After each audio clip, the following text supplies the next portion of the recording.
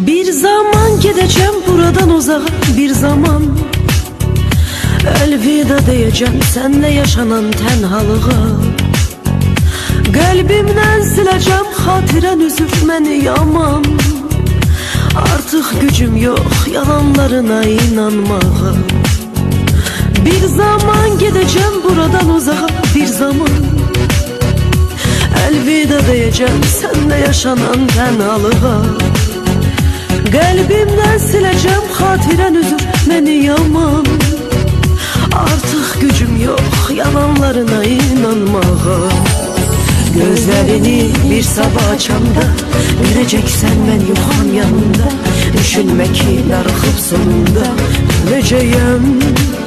Yedeceğim yüreğim söz dolu, sene geriye unudub yolu. Bir gün dözmeyip inan bunu diyeceğim.